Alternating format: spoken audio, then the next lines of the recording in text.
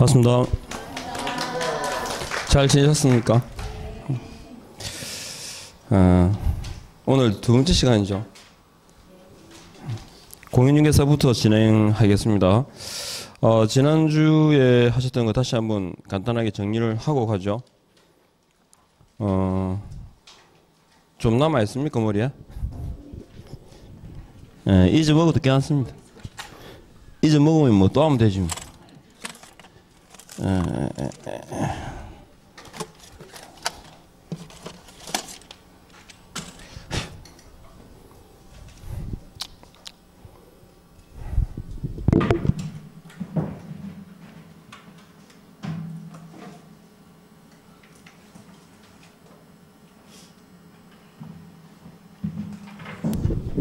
이게 분필이 세 개 이렇게 없으면 마음이 불안해요. 혹시 담배 태우시는 거 아시죠?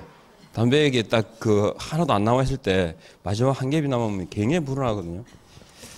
자, 지난주 하셨던 내용이 이제 공인중개사법하고 기본적인 내용 말씀드렸는데 한번 보시죠.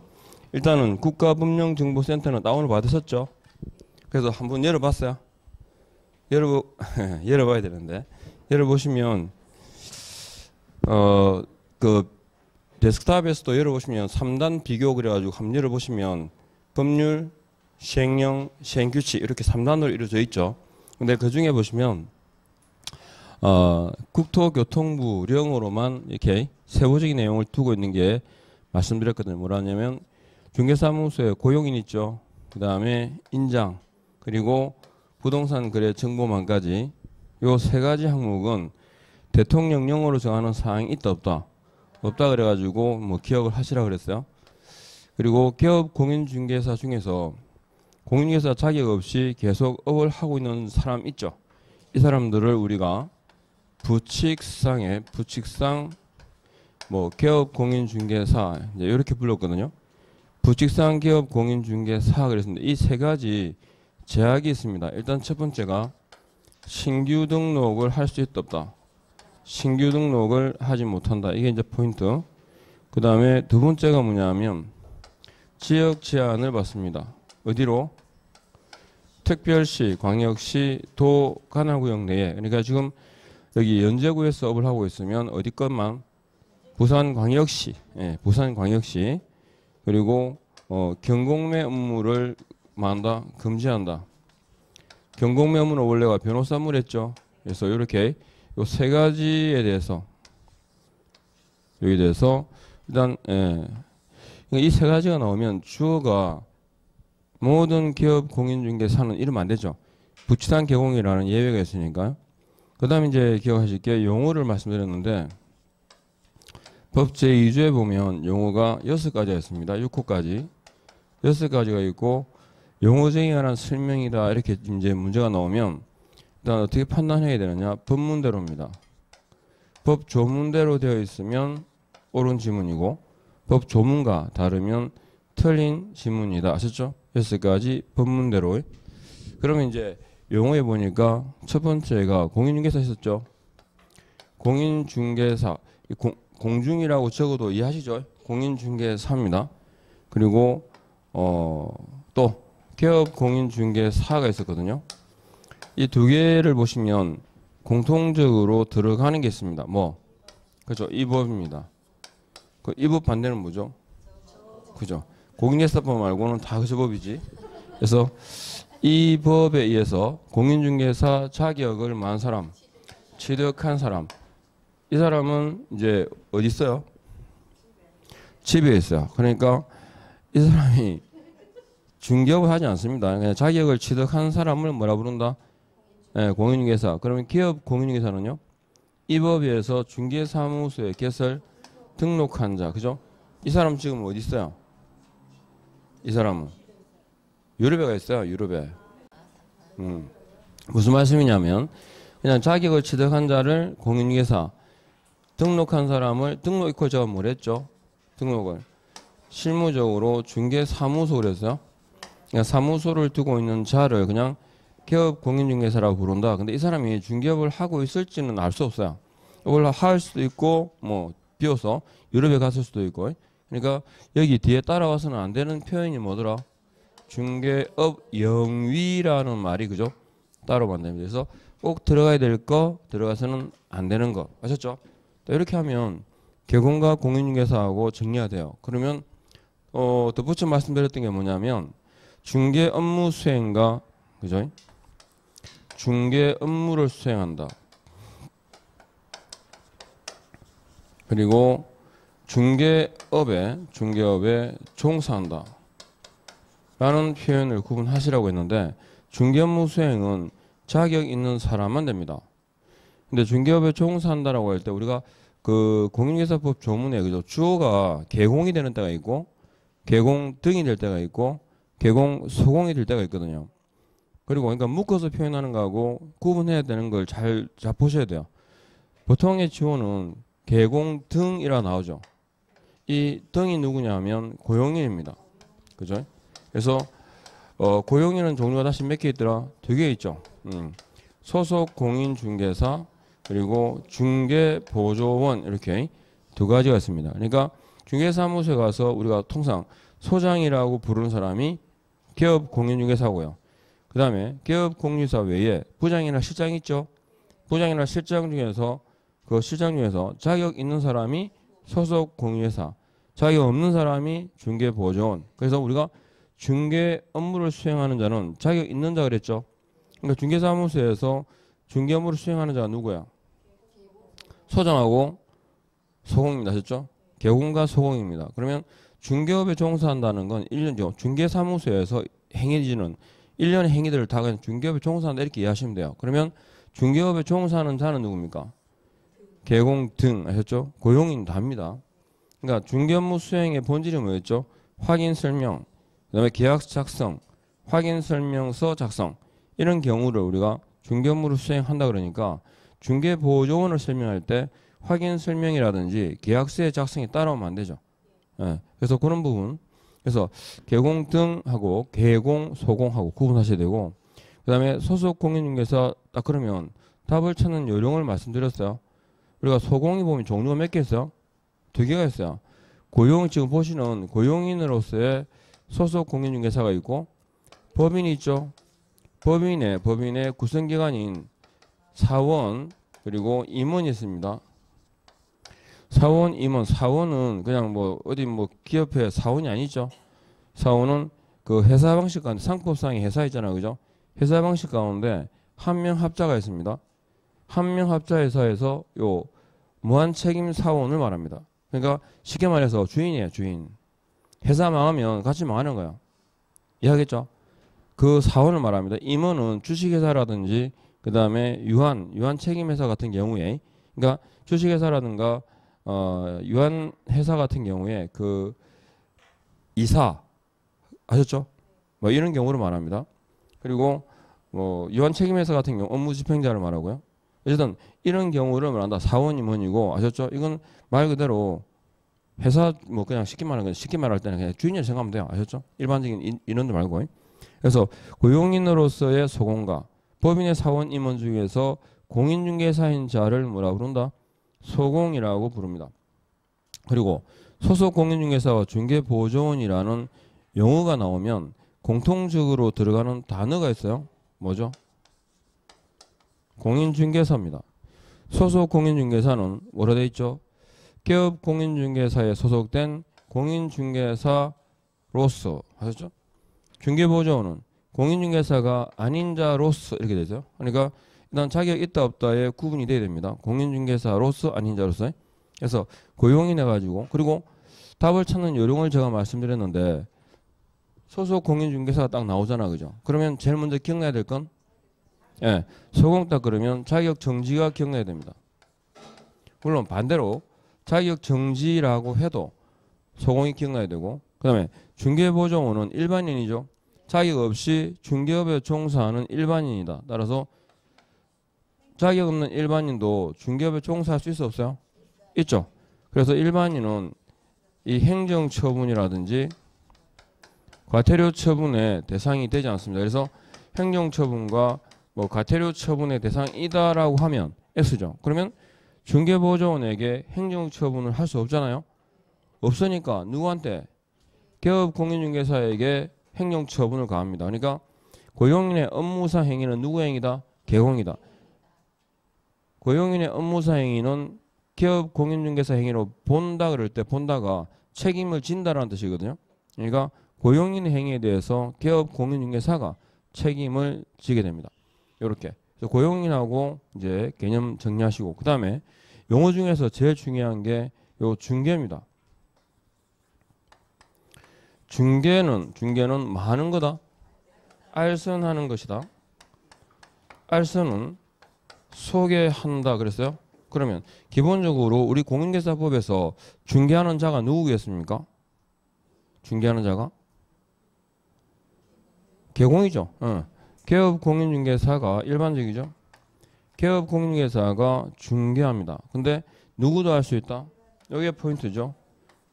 일반인도 중개할 수 있다. 이렇게 글자 보이시죠 뒤에? 혹시 수업 듣다가도 눈이 부딪히면 끄덕끄덕하세요. 반응을 보여야 돼. 아셨죠? 그래서 일반인도 중개할 수 있는데 지금 여기 보시면 중개는 유상입니까? 무상입니까? 유상이다 무상이다? 싸워요. 그죠? 그러니까 아무 말이 없잖아요. 유상이다 무상이라는 언급이 없죠. 그건 뭐는 상관없다. 그러니까 무상 중개란 개념도 성립한다 안 한다? 한다. 물론 유상도 되겠죠. 그죠? 그래서 유무상 관계 없습니다. 그러면 중개한다, 알선한다 그랬을 때 무엇을 그랬죠? 무엇을? 그렇죠. 법률 행위를 그러는데 우리가 용어 정의에서 법률 행위를 그럴 때 일단 법률 행위는 매매나 교환이나 임대차만 의미하는 게 아니죠. 그렇죠. 그 밖입니다. 매매, 교환, 임대차 그 밖의 모두 권리까지. 그래서 이 그 밖에 그러니까 중개라 하문이라고 용어 정의에 딱 넣으면 제일 먼저 기억나야 될 건 지문에 그 밖에 이하가 따라오는지를 봐야 됩니다. 매매, 교환, 임대차에 관한 행위를 알선하는 것이다가 틀린 거죠. 매매, 교환, 임대차뿐만 아니라 모두 권리의 득실 변경도 들어갑니다. 그러면 여기서 말하는 권리는 뭘까요? 부동산에 관한 권리를 말합니다. 반대로 동산에 관한 권리는 빠지겠죠. 그래서 동산에 관한 권리는 대상이 되지 않습니다. 또 이 권리는 당사자의 계약으로 득실 변경이 가능한 경우로 해야 됩니다. 득실 변경이 가능하다라는 말은 이 계약으로라는 말은 당사자 의사에 따라 이렇게 해요. 그러니까 당사자 의사와 관계없이 법률 규정에 의해서 인정되는 권리는 된다 안 된다? 안 된다. 따라서 권리 앞에 법정이란 말이 붙어요. 법정 권리는 될까 안 될까? 안 됩니다. 원칙이. 그러면 매매를 알선하는 건 중개잖아. 그죠? 근데 매매를 알선하면 다 중개냐? 그렇진 않죠. 즉 법률 행위를 할 때 모든 법률 행위를 그 대상으로 한다. X입니다. 법률 행위라고 할 때는 뭐에 관한 그죠? 공인중개사법에서 정하고 있는 중개할 수 있는 물건을 딱 정해놓고 있습니다. 법정 중개 대상물에 대한 아셨죠? 법률 행위라 해야 됩니다. 그리고 법정 중개 대상물은 법으로 정해놨다 그러니까 어디에서? 법률에서 정해져 있고 대통령령으로도 정해져 있습니다. 지난주에 졸았더라도 그죠? 첫 시간 잘 들으면 됩니다. 기본적인 내용은 다 정리가 되니까. 그리고 막 설명을 하지만 그죠? 꼭 기억해야 될 건 이 정도라 보면 돼요. 제가 많이 벌릴 필요 없다 그랬죠. 작아도 확실하게 해가지고 반복하시면 돼요. 그죠? 그러면 답만 찾으면 되지. 그죠? 뭐 짜다시 너는 좀 아는 체 하려면 좀 내리게 필요해. 그죠? 근데 아는 체 안 해도 돼요. 법률과 대통령령입니다. 그러니까 중개대상물은 어디서? 법령으로 정합니다. 법령으로. 그래서 첫 번째. 그러면 법률상에 규정된 게 몇 개 있느냐? 토지하고 건축물이 있습니다. 토지, 건축물요. 그리고 대통령령에 의한 경우가 3개 있는데 임무, 그 다음에 공장재단, 그리고 광업재단입니다. 토지, 건축물, 임무, 공장, 광업재단 이렇게요. 그러면 우리 보통 토지, 건축물을 우리가 뭐라 그럽니까? 부동산 그러죠. 우리가 통상 부동산이라고 할 때는 이 둘을 말합니다. 그래서 이걸 우리가 좁은 의미의 부동산이다. 그래서 협의의 부동산이라고 부르죠. 그리고 이 등기등록에 의해서 우리가 부동산으로 간주하는 게 있습니다. 그러니까 어제 부동산 그잖아요, 그죠? 그래서 제가 선박은 동산입니까, 부동산입니까 물으면, 그죠? 진짜 쉽게 해야 돼요. 동산 그래 대답하는 게 맞죠? 그런데 이제 20톤 이상의 선박 같은 경우는 뭐라? 부동산으로 본다라는 거예요. 그러니까 선박, 항공기, 중기, 어업재단, 항만, 운송사업자 등등 굉장히 많습니다. 그래서 그런 경우를 우리가 뭐라 한다? 준부동산 그러죠. 준부동산. 준부동산은 준은 사실은 진짜는 아니죠, 그죠? 아닌데 인구를 본다. 근데 여러 개 많은데 그 중에 딱 몇 개? 3개, 그죠? 그래서 일부 준부동산까지. 그래서 협의의 부동산과 일부 준부동산으로 이루어진다. 그죠? 몇 개입니까? 5가지입니다. 그러니까 이 5가지라야 일단은 이 5가지에 대한 뭐다? 법률행위라 해야 됩니다. 아셨죠? 네. 그러니까 양파, 매매, 알선 기억하시죠? 양파의 매매를 알선하면 이건 중개도 아니다? 아니랬잖아요. 그죠? 그래서 기억하셔야 되고. 아셨죠? 자, 그러면 이게 중개라는 개념에서 딱 요거 기본 틀은 항상 그죠? 기억해야 됩니다. 뭐 위에 뭐가 있죠? 중개 위에 법률행위 있고 법률행위 위에 법정 중개 사물이 있습니다. 그죠? 그러니까 기억이 됐다는 건 눈을 감으면 보여야 돼요. 이렇게 이렇게. 사람을 만났는데 도대체가 기억이 안 되는 사람이 있어요. 혹시 압니까? 그래서 저는 그냥 생각 안 합니다. 딱 만났는데 눈을 감고 돌아가다 생각하잖아. 그죠? 얼굴이 기억이 안 나는 사람이 있어요. 아, 이건 내 인연이 아닌가 보다 생각해요. 그냥, 그죠? 그냥 지나가는가 보다. 한 번 만나도 강하게 팍 이제 인식되는 사람 있잖아요. 어쨌든 요게 중개란 개념입니다. 그 다음에 여기 같이 나오는데 여기 보면 중개라는 개념이 중요하다 그랬죠. 중개라는 개념이 왜 중요하냐 그러면 개공이 중개사무소를 하게 되면 일단 쉽게 말해서 우리가 딱 내용들 하면 공제를 가입하거든요. 공제는 이제 사고 생기면 돈을 주겠다는 거잖아요. 그죠? 책임을 지겠다 일종의 보험인데 의뢰인이 중개라는 게 입증이 되면 그 소장한테 돈을 달라 뭐 어떻게 이길 필요 없고 그 중개라는 개념만 입증할 수 있는 아셨죠? 판결문 같은 게 있으면 바로 어디에다가 공제에다가 그죠? 돈을 보증금, 보험금 지급을 청구할 수 있어요. 그러니까 의뢰인 보호 측면에서는 굉장히 유리하겠죠.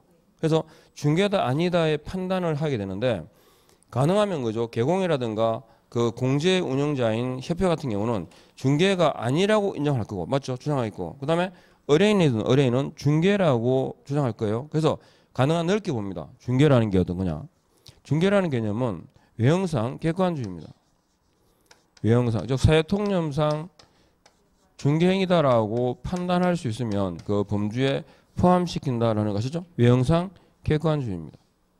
그리고 그러니까 개공이나 혹은 고용인의 주관적 의사와 관계 있다 없다? 관계가 없다라는 얘기입니다. 요거. 그다음에 또 나오면 중개하고 그죠? 중개하고 비교되는 게 중개업입니다. 자, 이제 첫 시간 들었으니까 중개와 중개업의 차이가 뭡니까? 제가 늘 말씀드리죠. 아까 중개라는 개념 설명할 때 여기 딱 교재 요 칠판에 요만한 있었잖아요. 그죠? 그래서 뭐 갖고 판단했죠? 그냥 아무것도 없었다 그러잖아. 그러면 지금 중개와 눈에 보이는 대로 판단하면 돼요. 중개와 중개업의 차이는? 그렇지. 그 이상 말하지 마. 그죠? 그것만 하면 그때요. 그것만 하면 좋게. 아, 업이라는 글자가 달라요. 그죠? 중개 다 상쇄시켜버리면 남는 건 업이잖아요. 아, 업이 차이인가 보다. 이거 인식만 하면 돼요. 아, 돈을 받고요. 그죠? 그건 하지, 그래 안 하셔도 돼요. 중개와 중개업의 차이는 뭐라고? 아, 업이에요. 그러니까 반복성이 없고, 반복성이 있고, 아셨죠? 그러니까 일반인도 그냥 한 번 하는 건 괜찮아. 근데 중개업은 안 돼요. 개업 공인중개사만 적법하게 할 수 있습니다. 그래서 중개업이라고 하는 것은 몇 가지 요소로 이루어질까요? 일단 다른 사람의 의뢰를 받아야 되고, 의뢰를 받아야 돈 받을 권리 생기죠. 중개보수 청구권이 발생합니다. 그리고 일정한 뭘 받고 보수를 받고 그러니까 무상중개라는 개념은 성립하지만 무상중개업이라는 개념은 없습니다. 그 다음에 중개를 그랬죠. 중개라는 개념이 들어간다. 중개라는 개념을 대입할 수 있죠. 이게 무슨 말이냐면 중개든 중개업이든 법정 중개사무 몇 개? 5가지를 대상으로 할 때만 중개와 중개업이라는 개념이 성립한다. 그리고 업으로 할 것. 업이라고 하는 것은 영리, 비영리, 영리. 특정인, 불특정 다수. 불특정 다수. 계속 반복, 일회성. 반복이죠. 우연히 하는 경우. 그래서 이 의뢰하고 보수, 중개, 업 4가지 요건을 갖추면 중개업이다. 그러면 C 기억나십니까? C가 A와 B 사이에 거래를 중개했습니다. 그러면서 50만 원을 받기로 했거든요. 그러면 50만 원을 받을 수 있을까 없을까요? 있습니다. 그죠? 이때 C를 뭐라 불렀는지 아세요? 일반인, 무자격자라고 불렀어요. 그러면 두 번째 C가 D와 E의 거래를 중개하면서 50만 원을 받기로 했거든요. 50만 원 받을 수 있을까 없을까? 없어요. 그죠? 이 두 번째 C는 뭐라 불렀죠? 무등록자라고 불렀어요. 그러니까 무등록자인데 그 사람 행위는 중개업일 거 아닐까요? 중개업입니다. 그러니까 결론이 있잖아요. 이게 또 시험 지문이 자주 나와. 나중에 이제 말씀드리겠지만 등록하지 아니한 자가 이렇게 나오잖아. 관행상 우리가 뭐 돈 문제 보면 등록하지 아니한 자가 그러면 결론은 중개업이다요, 중개업이 아니다요. 중개업이다로 끝나야 돼요. 이해하겠죠? 등록하지 않았지만 4가지 요소를 갖추면 이건 뭐라? 중개업이야. 그러니까 중개업이라고 하는 개념은 등록과는 관계 있다 없다. 등록과 무관하다라는 것이 요 특징입니다. 그러니까 중개업은 딱 2줄만 하면 돼요. 4가지 요소로 이루어진다. 등록과는 관계가 없다. 이해됐습니까? 이게 용어입니다. 자, 그러면 중개 대상물로 가보죠. 중개 대상물은 법령으로 정한다. 그죠? 협의 부동산과 일부 준부동산으로 이루어져 있고 몇 개? 5가지로 이루어집니다. 그러면 5가지 해당이 되면 다 중개할 수 있을까요? 일단은 중개 대상물이냐 아니냐를 묻게 되면 일단 여기 5가지에 들어가는지를 묻거든요. 선박, 항공기, 중기 돼 안 돼? 안 되죠. 그죠? 권리금 될까요? 영업권 될까? 안 돼요. 무형의 최소한지 같이 안 돼요. 그죠? 일단 부동산이라 해야 돼요. 그래서 5가지 가는데 첫 번째가 뭐냐면 사적 거래가 가능해야 됩니다. 사적 거래가 가능하다라는 말은 이거 사유라는 뜻이죠. 사유. 근데 사적 거래가 가능하다 되면 사유입니다. 그리고 사적 거래가 제한되는 경우 있잖아요. 제한되는 경우란 공법상의 제한과 사법상의 제한이 주어지는데 이래도 될까 안 될까? 사적 거래가 제한되는 경우에 이렇게 되면 중개 대상물이 된다라고 나와야 돼요? 안 된다고 나와야 돼요? 안 될까? 토지 거래 허가 구역 내 토지 될까 안 될까? 왜 안 될까? 되죠. 뭐 받으면 돼? 허가 받으면 되지. 개발 제한 구역 내 임야는요. 그렇죠. 되죠. 사수 뭐 안 하면 돼요? 개발 안 하면 돼요. 군사시설 보호구역 내 토지는 되죠. 조심해 다니면 돼요. 그러니까 됩니다. 아셨죠? 사법상, 공법상의 제한이 주어져도 가능하다. 일단은 그러니까 안 된다라는 건 국공유죠. 사유니까 국유 공유에 해당하는 경우는 될까 안 될까? 안 된다. 대표적으로 무주부동산 주인 없는 거요. 국유죠. 미채굴 강물, 포락지, 공유수면, 바닷가, 빈지 안 됩니다. 그죠? 국유입니다. 국유. 그래서 국공유는 기본적으로 아니다. 이렇게요. 그래서 중개사물 5개 더하고 그래서 하나씩 딱 보면 우리가 첫 번째 토지 있잖아요. 토지 있다 그러면 기억할 건 2가지입니다. 토지는 거래 단위가 필지인데 1필지 그죠? 일부가 거래할 수 있다라는 표현은 OX다. 그죠? 1필지 단위인데 일부도 거래할 수 있다. 이거 O입니다. 매매라든가 저당권 설정은 안 되죠. 그죠? 소유권 이전을 수반하는 경우는 안 되는데 다만 사용 수익할 수 있는 거 용익물권이 있죠. 지상지역 전세권 그 다음에 임차권 같은 경우는 될까 안 될까요? 가능합니다. 그리고 지역권 있잖아요. 그죠? 지역권 중에서 요역 지을 때 그 다음에 승역 지을 때 요거 그러니까 도로에 땅을 살 때 제일 중요한 게 도로와의 전면성 그랬잖아요. 그죠? 4m 이상의 도로에 접하느냐라고 말씀을 드렸는데 그러면 도로가 있고 땅이 있습니다. 그죠? 이게 성역 이용되는 땅. 이게 B가 요역지죠. 도로로 나가기 위해서 여기 지금 맹하잖아, 그죠?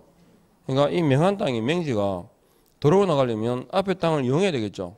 그래서 앞에 땅 전부를 이용할 수 있고 일부를 이용할 수 있죠.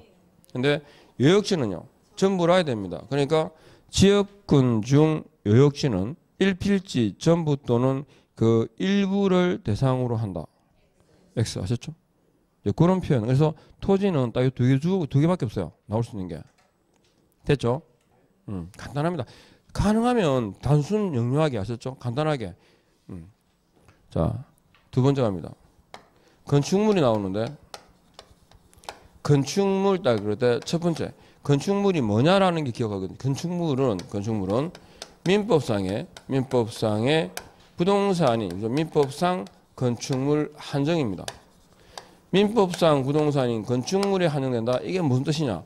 건물이라고 하는 것은 지붕이 있고요, 기둥이 있고, 그리고 주벽으로 이루어진 경우에 이 말입니다. 그러니까 건축법상이 이 민법상이다 할 때요, 건축법상의 개념이 아니라는 거죠. 건축법상은 지붕을 기준으로 지붕, 기둥, 지붕벽이죠. 이건 세 가지 요소를 갖춰야 됐을 때, 그러니까 이게 건물입니까 아닙니까 라고 얘기하잖아, 그죠? 대표적으로 건축 중일 때, 건축 중인 건물은 어디까지 지어졌을 때 건물로 본다? 지붕, 기둥, 주벽으로 이루어졌을 때입니다. 세 가지 요소. 그럼 두 번째, 건물의 범위를 묻는데, 건물이라고 하는 것은 현존하는 건물만이 아니라 모두 장래에 건축될 건물도 포함시킨다. 그게 뭐라고요? 분양권이라 그랬어요. 분양권 그랬어요. 그리고 이 분양권은 판례상에서 건물 보죠. 그리고 중개상물이다 그럴 때 권자 붙는 것 중에 중개상물은 분양권밖에 없다라고 제가 그냥 기억하시랬죠. 그러니까 대통령은 되겠어요, 안 되겠어요? 안 되고 이쪽 건도 기본적으로 안 돼요, 그냥. 그러니까 현존하는 건물, 장래의 건축물까지, 그죠? 그리고 건물의 거래 단위가 뭡니까? 한 동이거든요. 근데 한 동 건물의 일부도 소유권의 객체가 될 수 있습니다. 그 뭡니까? 구분 소유권입니다. 그러면 구분 소유권은 어떤 요건을 갖추면, 그죠? 구조상 독립성과 이용상의 독립성, 구조상, 이용상, 독립성을 갖출 때를 말합니다. 구조상, 이용상, 독립성을 갖췄다. 둘 다입니까? 둘 중 하나입니까? 둘 다입니다. 둘 다. 두 가지 요건을 모두 다 갖추면 이 말이죠. 그리고 네 번째. 일단 건물은 이 정도만 기억하고 계시면 돼요. 근데 네 번째가 뭐냐면 토지의 정착물이죠. 토지의 정착물은 별개의 거래 객체가 되지 않죠, 원래. 원래는 민법상의 부동산하고 동산밖에 없어요. 근데 등기법에서 보면 건물과 토지가 이원화되어 있죠. 그래서 건물이 별개의 독립한 부동산으로 보는 건데, 네 번째 토지의 정착물 가운데 거래 객체가 될 수 있는 건 딱 하나밖에 없습니다. 뭐? 관습법상의 명인방법 있죠. 명인방법에 의한 수목 또는 수목의 집단입니다. 이렇게. 그러니까 명인방법에 의한 경우는 개개의 수목도 됩니다. 이렇게요. 명인방법은 아시죠? 수목이 이렇게 있으면 띠를 두른다든지 아니면 표차를 던다든지, 그다음에 먹물로 그 이름 있잖아요, 그죠? 나무 위에다 수피를 벗겨가지고 그 소유의 그 인식이 뭐냐면 소유에 관한 인식을 분명하게 한다. 그러니까 명인방법에 의한 수목의 집단은 어떤 권리의 대상이 될까요? 그건 소유권의 대상이 될 뿐입니다. 요거요. 자, 그러면 세 번째. 대통령령에 의한 대상물이 나오는데, 대통령령에 의한 대상물의 공통점이 몇 개 있습니다. 일단은 임목, 공장, 계단, 광업, 재단 그러잖아요, 그죠? 저 세 가지의 공통점이 뭘까요? 그렇죠. 일단 소유권 보존 등기입니다. 그래서 우리가 비교해서 기억할 게 뭐냐면, 소유권 보존 등기라는 공시방법을 갖추어야만 대상물이 될 수 있죠. 그런데 대통령령에 의한이란 말 없이 그냥 중개 대상물은 공시방법을 갖춘 경우에 하나에 중개할 수 있다. 이건 X입니다. 위등기 무허가 건물도 될까 안 될까요? 됩니다. 그러니까 대통령령에 의한 대상물인지 아니면 그냥 중개 대상물인지 구분하셔야 됩니다. 아셨죠? 대통령령에 의한 경우는 소유권 보존 등기하죠. 이유는 뭡니까? 소유권 즉 사고 파는 게 목적이 아니라 저당권 설정이죠. 목적입니다. 그러니까 등기부상 을구에서 확인할 수 있는 권리는 사실은 뭐밖에 없다. 저당권밖에 없다. 그죠? 그리고 저당권 설정을 하는 이유가 뭐냐면 뭘 하기 위해서? 기업 자금 조달입니다. 기업 자금의 조달, 원활한 조달을 위해서 좀 더 많이, 좀 더 쉽게 아셨죠? 그리고 대상이 됐죠. 재단 혹은 임목의 대상이 될 수 있는 건 그 전부만이 아니라 전부 또는 뭐다? 일부로도 대상이 될 수 있다. 이게. 그죠? 그리고 대통령령에 의한 경우에 딱 나온다. 숫자가 나오면 그죠? 아셨죠? 이렇게. 지난주에 쭉 들어왔던 게 정리됩니까? 일단은 한 번, 두 번 뭐, 그죠? 또 아니면 뭐 몇 번 들을 거니까 이 정도만 아시면 돼요. 자, 더 들어갈 거 없어요. 자, 그러면 임목이 나오는데 임목이 나오면 일단 제가 그림을 그리잖아요. 그죠? 이렇게 산이 있죠? 그죠? 이런 게 산이라고 누가 말했을까? 그죠? 잘못된 교육에 기억합니다. 이거. 산 이리 생긴 게 어디 있어요? 그죠? 그리고 일필지 있죠? 예. 전부 그리고 또는 그 일부입니다. 그죠? 거기에 뭐 하고 있는 생립하고 있는 수목의 집단이죠. 이렇게요. 이런 나무가 어디 있어요? 근데 이 나무예요. 그래서 일단 요걸 정리를 해보면 임목은 일단요 전제가 임목 등록 원부 있죠. 임목 등록 원부에 뭐 돼야 된다? 등록이 돼야 됩니다. 그래서 임목 등록 원부에 등록된 것에 아셨죠? 일필지 지금 보시는 것처럼 일필지 전부입니까? 전부 또는 어디요? 일부에 그죠? 또는 일부에 뭐 하고 있는 서 있죠? 서 있습니다. 생립하고 있는 이렇게요. 생립하고 있는 수목입니까? 수목의 집단입니까? 그죠? 수목의 집단으로 뭐 된 것? 소유권, 그죠? 소유권 보존 등기된 것 이렇게. 소유권 보존 등기된 것 이렇게. 이게 임목입니다. 자, 일단은 임목 등록원부에 뭐 됐다고? 등록이 돼야 되고요. 전부만이 아니라 어디? 일부에 성립하고 있는 경우고 성립하고 있는 그랬죠? 성립하고 뿌리를 받고 서 있어. 부착된 이 말입니다. 그 다음에 수목입니까? 수목의 집단입니까? 집단이다. 이게 차이점이죠.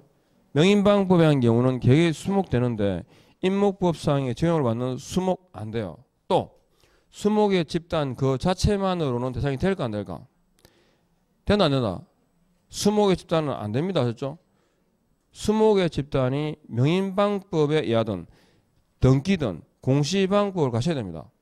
수목의 집단 자체가 딱 나오거든요. 시험에 자주 나와요. 수목 다음 중개상물인 것을 물을 때 수목의 집단 이렇게 나와요. 돼 안 돼? 안 돼요.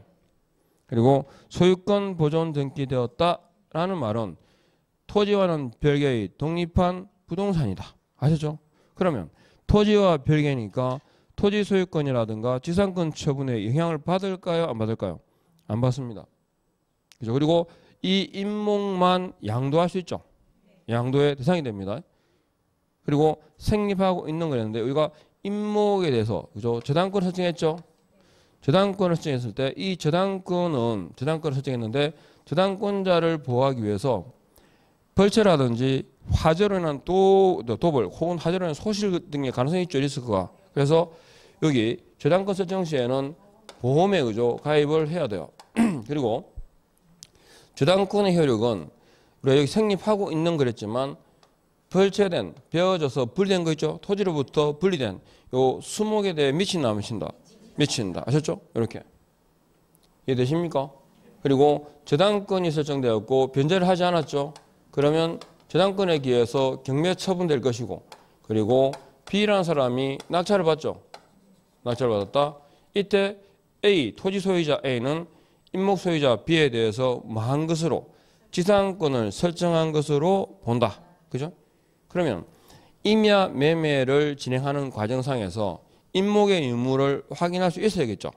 그럼 임야의 매매를 진행하는 과정에 우리가 권리관계를 확인하기 위한 공부는 토지 등기부죠. 또 임목 등기부 그럼 곤란합니다. 우리 땅을 뭐 임목을 사고 파는 건 아니니까. 그럼 토지 등기부상에 임목의 유무가 나타납니다. 아셨죠? 근데 임목은 토지의 소유권도 아니고 소유권 외의 권리도 아니고 토지의 권리가 아니거든요. 그러니까 임목이 있다 없다를 확인하면 돼요. 어디서? 표제부에서. 사실관계를 담고 있는 표제부에서 임목의 유무, 임목 등기번호 등을 확인할 수 있습니다. 그러니까 임목 유무를 확인한다 그럴 때 해당 토지 등기부만으로 확인하였다. 맞죠? 해당 토지 등기부만으로 임목 유무를 확인하였다. 맞는 말이잖아. 그죠? 그런데 해당 토지 등기부 어디에서 확인할 수 있다고? 표제부에서. 아셨죠? 등기부 표제부에서 확인할 수 있다. 그래서 요 임목 유무의 확인은 어디서 확인할 수 있다? 해당 그죠? 해당 토지 등기부 그죠? 토지 등기부 표제부입니다. 이것도 이 표제부가 시험 지문에 보면 갑구라고 잘 바뀌어 나와요. 아셨죠? 이렇게 됐습니까? 그 다음에 재단이 있어요. 그죠? 재단은 일단 공장재단을 기준으로 해가지고 강업재단은 대동 소유합니다. 재단은 그러니까 무슨 재단? 공장재단과 그죠? 광업재단이 나오는데 공장재단, 광업재단. 일단 공장재단을 보시면 자 공장 건물이 있습니다. 제가 그림을 그리는데 공장 건물이 세 동이 있고 공장 부지가 있고 공장 생산품을 운송하는 차량들 있습니다.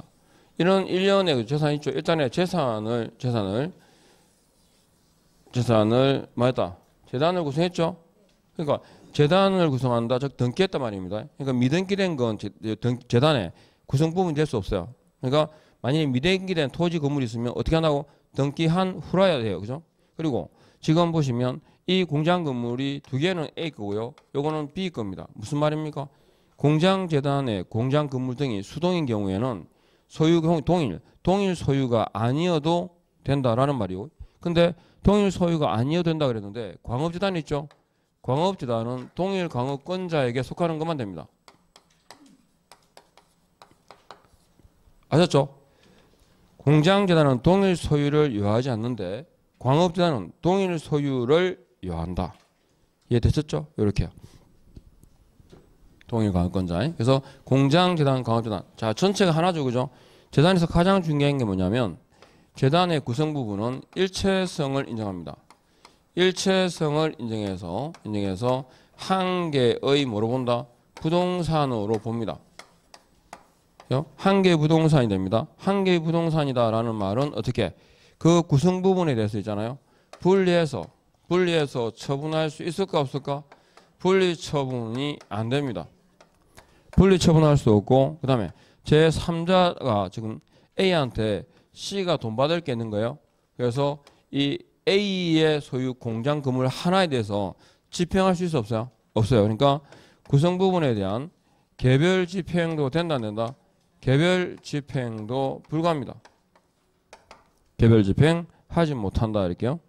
그리고 재단 이게 분리 처분할 수 없고 개별 집행할 수 없다 그랬는데 그러면 재단을 구성한 가장 큰 목적이 뭘까요? 돈. 그죠? 자금 조달이 그 목적입니다. 그래서 우리가 법적으로 있잖아요. 법적으로 길다라는 의미가 10이고요. 천천히 길다 이런 의미 10이고 적당하다 할 때 숫자가 3입니다. 그리고 처리 기간을 얘기할 때 10일은 천천히 알아서 아셨죠? 이 말이고 7은 신중하게 그죠? 그리고 사무소 설치에 관한 경우가 며칠? 7일입니다. 그리고 지체 없이라고 할 때는 이미 결정된 사항이나 변수가 없을 때 그리고 가급적 빨리라는 의미거든요. 그러니까 지체 없이 하고 지체 없이는 보통 기간상으로 한 5일 예를 말합니다. 그리고 지체 없이는 간단하지만 확인 절차를 거치는 경우들이 있어요. 그러니까 예를 들어서 보정을 하잖아. 그죠? 보정 설정 여부를 확인하거든요. 등록관청이 확인하고 등록증을 줘요. 그러니까 바로 그 자리가 아니라 그 자리가 아니라 확인 절차를 거친다라는 의미에서 지체 없이 가급적 빨리 해요. 근데 얼굴을 딱 맞대고 바로 하면 뭐라고? 즉시해요. 예. 그래서 그 지체 없이 하고 보통 7일이 잘 밖에 나오니까요. 어쨌든 소유권 보존 등기했어요. 소유권 보존 등기를 했는데 10월입니다. 10월. 10월 이내에 뭘 해야 되나? 10월 내에 저당권 설정을 해야 돼요. 10월 내에 저당권 설정을 필요로 한다. 자, 10월입니다. 10월. 10월은 긴 시간이죠. 그러니까 10월이라는 시간이 지나갔는데 보존 등기를 하고 아직 저당권 설정을 안 했다는 말은 자금 조달이라는 원래의 목적이었었죠. 퇴색다, 없어졌다 이렇게 생각하면 돼요. 그래서 이렇게 이때 보존 등기 효력은 뭐가 된다고? 무효가 됩니다. 아셨죠? 대상물에 관한 내용 딱 이렇게 생각하시고요. 그리고 여기 보니까 중개상물 그럴 때 하나씩 아셨죠? 낱개로 이런 내용 정도만 아시면 돼요. 그런데 일단 묻는 건 어떻게 묻냐면 다음 중 중개 대상물과 중개 행위의 대상으로만 묶여진 것은 이렇게 나와요. 그러니까 법정 중개상물 5가지가 뭐다? 개인 소유라 해야 되고 개인 소유에 속하는 5가지에 대해서 이루어지는 뭐다? 매매교환 임대차라 아니면 권리의 득실 변경에 관한 행위라야 중개행위의 대상이 됩니다. 아시죠? 그리고 이 권리가 어떤 권리냐라고 나오잖아요. 그죠? 그래서 간단하게 정리하면 뭐가 되죠? 중개행위의 대상이 되는 권리란 물건입니다. 그죠? 물건도 완전 물건이 있고 제한 물건이 있죠. 그래서 물건입니다. 그러니까 완전 물건 소유권이 있고 그 다음에 사용 수익은 가능한데 처분권이 제한되는 거 있죠. 그게 뭐다? 용익 물건이고 그리고 담보 물건 가운데 뭐 있어요? 저당권 있죠. 그리고 비전형 담보 물건인 가등기 담보권 있죠. 이렇게 종류 나오고 그 다음에 물건만 되느냐? 그러면 뭐도 되죠? 채권도 가능합니다. 그죠? 채권도 환매권이라든가 임차권 될까 안 될까? 됩니다. 근데 자 중요한 이겁니다. 중개행위 대상이 되는 권리는 물권, 채권 그리고 일정한 경우에 뭐도 된다? 법정 권리도 가능하다. 법정 권리 있다. 3개 있죠. 그죠? 뭐 있더라? 유치권. 유치권의 이전. 그죠? 성립 아니죠? 이전. 그 다음에 법정 지상권. 법정 지상권 이전. 그리고 법정 저당권 이전입니다. 법정 지상권, 법정 저당권의 이전이다. 요 제가 이전이라는 말 있잖아요. 요거. 이전이라는 말은 이전된다는 말은 권리가 넘어가는 거죠. 제3자에게 공시할 수 있다는 얘기입니다. 그럼 뭐가 됐다? 등기되었다. 그러니까 법정지상권 이전이나 등기된 법정지상권이나 다른 말로 이미 성립한 법정지상권, 이미 성립한 법정지상권 3개가 같은 표현입니다. 아시겠죠? 그럼 환매권하고 아셨죠? 이런 거. 근데 환매권에 기한 재매매 있잖아요. 이건 될까 안 될까? 그러니까 우리가 보통 등기를 할 때 그죠? 소유권 이전하잖아요. 그죠? A라는 사람하고 B라는 사람이 매매하죠. 그러면 권리를 넘겨주잖아요. 그죠? 매매로 소유권 이전되는데 대신에 이전 등기와 동시에 뭐가 됩니까? 환매 특약 등기가 되죠. 그래서 5년 뒤 그다음에 5억 원에 다시 대사기로 하고 하셨죠? 최대 5년이니까 5년 내 5억의 대사기라고 환매권이 누구한테 유보되어 있죠? 매도인 A한테는 뭐 있어요. 그죠? 예. 그러면 A가 대사할 수 있는 권리가 있잖아요. 이 권리를 그죠? 3년쯤 지나가지고 이걸 시간 등을 고려해가지고 그 C한테 그죠? 3억에 넘기기로 했어요. 돼 안 돼? 되죠? 그러니까 가격 조정이 되니까 여기에 누가 개입했어? 개공갑이 개입했어요. 근데 5년이 딱 찼어요. 그죠? 5년이 차가지고 5년이 돼가지고 C가 이제 B한테 대사할 거 아닙니까? 이건 뭐냐면 환매권 실행을 해요. 혹은 환매권에 기한 처음에 매매 했었죠. 이걸 재매매 그래요. 그러니까 환매권에 기한 재매매나 환매권 실행이라는 여기에는 개공갑이 개입할 여지가 있어 없어요? 없죠. 이걸 거래할 수 있는 사람은 오로지 환매권 가지고 있는 C밖에 없어요. 금액도 다 정해져 있어. 5개. 그죠? 이해합니까? 무슨 말인지. 그러니까 환매권은 대상이 되는데 환매권에 기한 재매매 혹은 환매권 실행 있죠. 이런 표현은 돼 안 돼? 안 돼요. 그죠? 이해하겠죠? 그래서 지난주에 우리가 정리했던 게 여기까지였어요. 맞습니까? 그러면 좀 쉬었다가 공인중개사부터 해서 계속 진행하겠습니다. 조금 쉬었다가 하죠.